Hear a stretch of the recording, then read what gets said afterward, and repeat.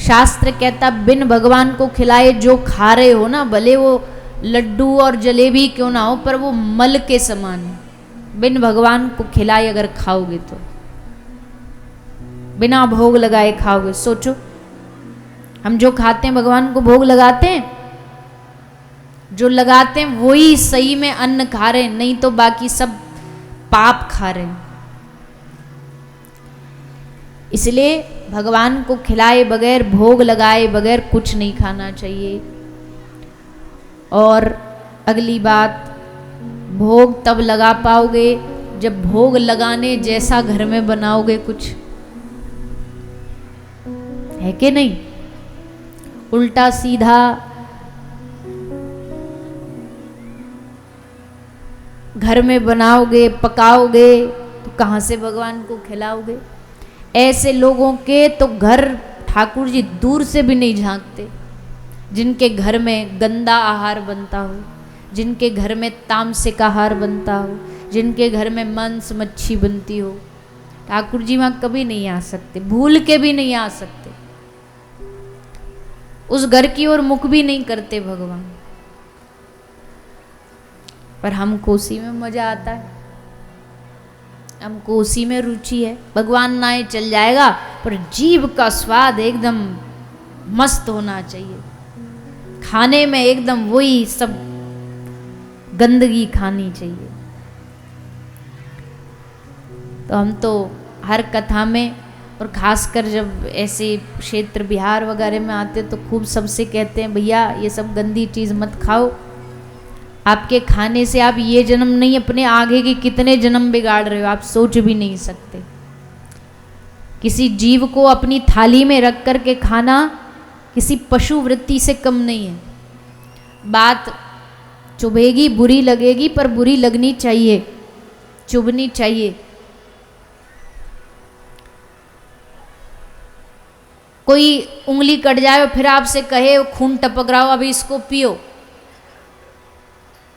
उसको पी सकते हो?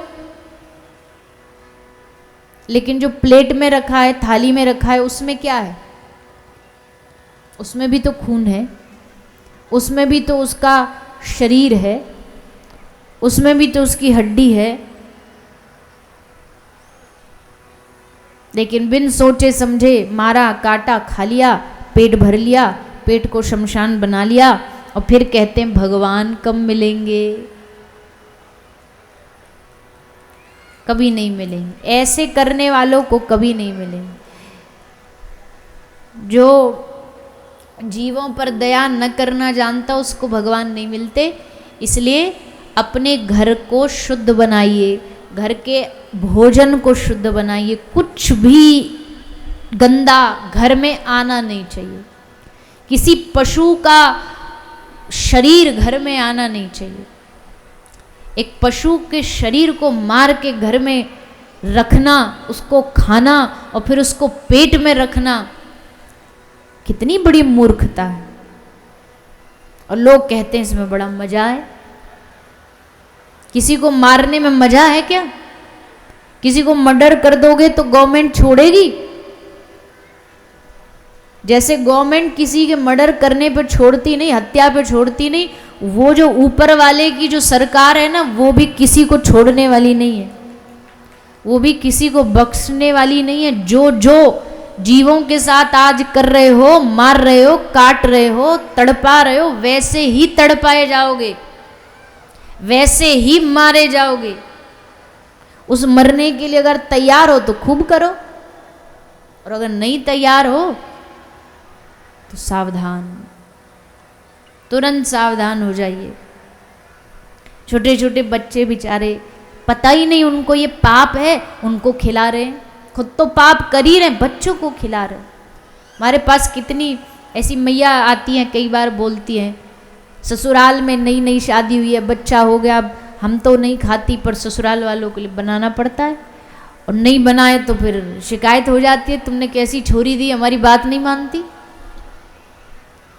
और छोटे छोटे बच्चों को खिला रहे हैं, चाहती हैं हम अपने बच्चों को भक्त बनाए, पर घर वाले नहीं मानते, जबरदस्ती उनको मांस खिलाते, बच्चों को खिलाते। कैसे बच्चों को पाप में डाल रहे हैं जन्म से ही।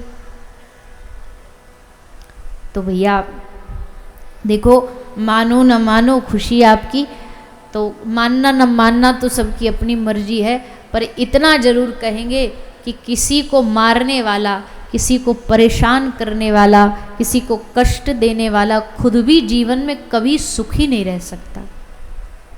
खुद भी उसको भुगतना पड़ेगा उसी दुखों को, उन्हीं परेशानियों को। इसलिए जितना हो सके घर में शुद्ध आहार बनाइए। कोई भी ऐसा आहार न बनाओ जिससे भगवान को न खिला सको। कुछ भी ऐसा ना खाओ जो भगवान को ना खिला सको। अब सीधी सी बात है, अब ऐसा तो दुनिया में कोई नहीं जिसको ना पता हो भगवान का क्या भोग लग सकता क्या नहीं। तुलसी पत्र डालो, भोजन को भगवान को भोग लगाओ, फिर उस भोग को पूरा परिवार खाओ। सबकी मति, सबकी बुद्धि में भगवत भक्ति आएगी। तो आहार शुद्ध हो, दिनचर्या शुद्ध हो। भगवान को दिन में जब जब याद आए सुमिरन करो, उनको याद करो। और कम से कम और कुछ भी ना कर पाओ तो दिन की शुरुआत और दिन के अंत में भगवान को एक बार जरूर याद करो।